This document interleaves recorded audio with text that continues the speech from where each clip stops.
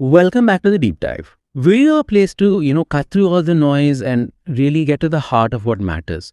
Our goal is always to help you expand your understanding quickly, effectively, making sure you're well informed, but hopefully never feeling overwhelmed. And let's face it, in today's world, that often means constantly needing new words, right? Whether for that big work meeting or maybe diving into a new subject for study or even just satisfying your own curiosity, new vocabulary is kind of the key. Building blocks. So today we're doing a deep dive into a really quite ingenious approach to building up that word power. We've been looking at excerpts from something called "E Vanna dia kala ki chahanai ekani ko iruki e atinek janikan."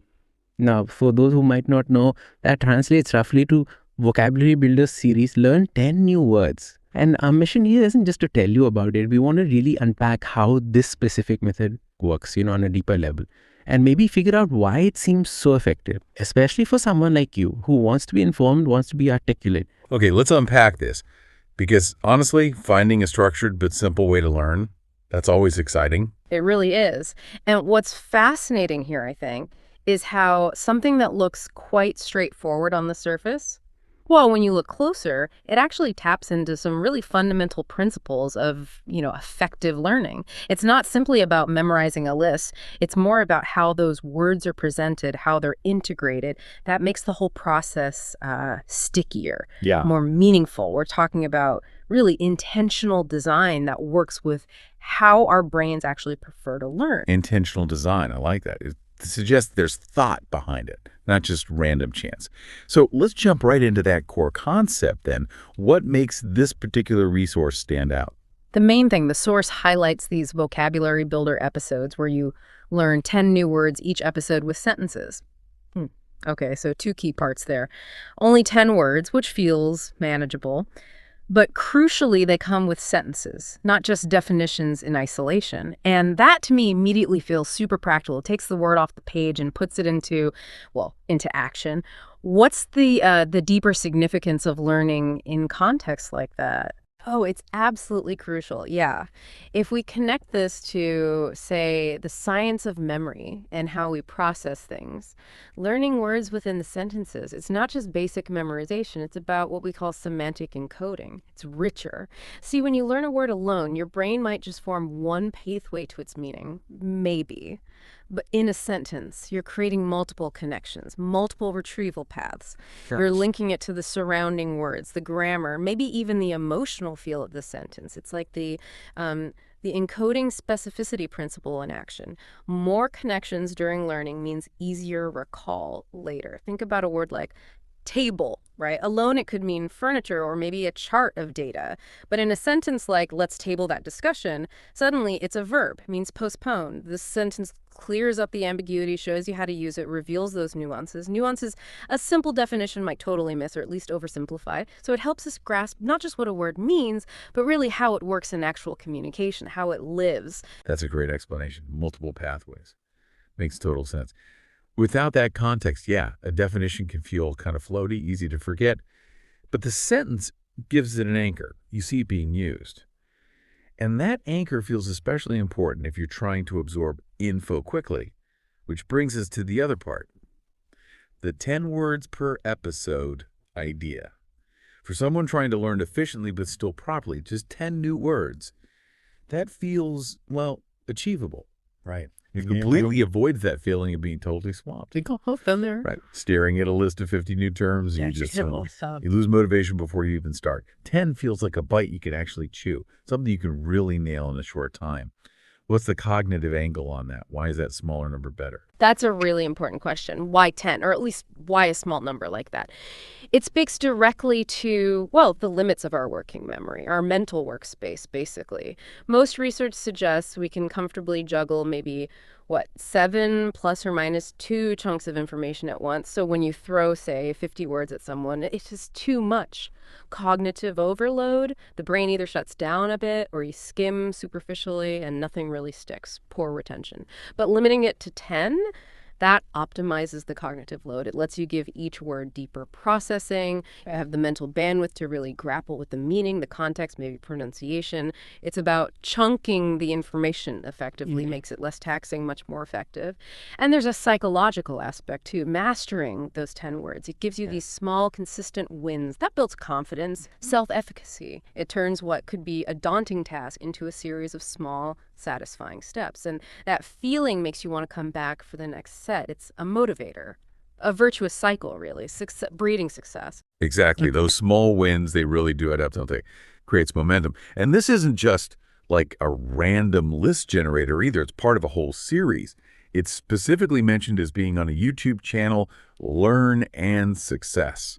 The source even mentions Learning English, episode 66. That tells you this is ongoing, established. And that name, Learn and Success, kind of speaks for itself, doesn't it? It resonates with what we're talking about, suggests that direct line from putting in the effort to seeing the results. Plus, it's on YouTube. Super accessible, no fancy software needed, no big costs.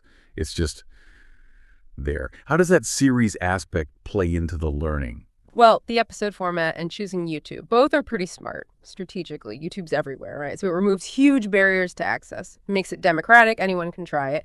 But beyond just access, the structure, the series or episodes, that's a powerful behavioral nudge. It encourages making it a habit, turning vocabulary building from this occasional chore into something regular, maybe even something you look forward to. That taps into habit formation principles. Once something's routine, you're much more likely to stick with it. And each episode builds on the last one. It reinforces earlier words, gently adds new ones. It's cumulative. And another thing about YouTube, you get the visual and the auditory. Seeing the word, seeing the sentence, hearing it pronounced, that's multimodal learning.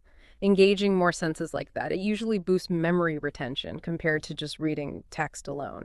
So yeah, that structured, ongoing nature of a series, it's really key for building true mastery over time. Knowledge that sticks. Okay, so let's bring this back to you, the listener.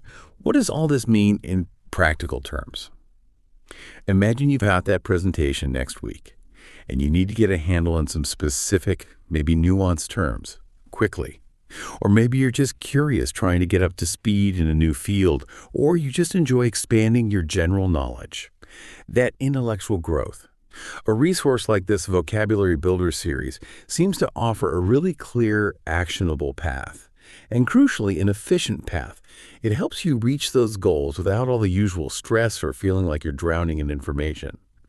It's really about making the process feel engaging and effective, so you feel, prepared, articulate, confident. It empowers you with the right words for the right situation. Absolutely. And if we step back and look at the bigger picture, having a strong vocabulary, it's not just about speaking or writing better, though it helps with that, obviously. It actually enhances your ability to think, to process complex information, to understand different viewpoints. When you have more precise words available, you can pick up on nuances you might otherwise miss entirely. You can articulate your own complex thoughts much more clearly. You can even spot subtle differences in arguments people make, like knowing the difference between imply and infer, or effect versus affect. Small words, big difference in meaning. Getting those right can totally change how you understand an article or a discussion. And that capability, that deeper, more nuanced understanding, that seems to be exactly what our listener is often looking for.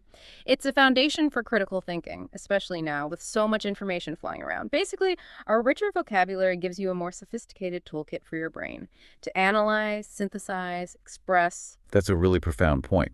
More than just words, it's about clarity of thought, precision. So whether you're chasing that aha moment when you finally grasp a complex idea, or maybe you just want to feel a bit more confident, more precise in everyday conversations, a method like this, breaking it down, it seems invaluable. It's all about taking that big goal-mastering language or a new subject and making it small, digestible, and importantly, contextualized, learning words as they're actually used. So we've seen how this Vocabulary Builder series, Learn 10 New Words, offers this structured, context-rich, and really manageable way to boost your vocabulary. It presents a pretty direct path to being more informed, more articulate. It It really highlights how thoughtful design can make learning so much more effective. It does indeed. It's a great example of how simplicity, when it's grounded in solid cognitive and behavioral ideas, can lead to really significant, lasting results. It's about learning in a way that works with your brain's natural tendencies, not fighting against them. Which leads to a final thought for you to consider on your own learning journey. If consistently learning just 10 new words at a time with that rich context can make such a difference to your language skills and understanding, what other areas of knowledge could you potentially unlock by applying a similar approach, that bite-sized, contextual, consistent method? Yeah, think about that compounding effect. What if you really committed to integrating, say, 10 new concepts or terms or skills each day or each week? How profoundly could that reshape your understanding, your abilities, your communication in just a month or over a year? The cumulative impact of those small, smart learning choices, it can genuinely be transformative. It's a powerful idea, isn't it? Really shows how consistency, even in small doses, combined with a smart structure, how that can compound into major knowledge and success. Something definitely worth considering how you might integrate that kind of approach into your own life to reach your goals. That's all for this deep dive. We'll catch you next time.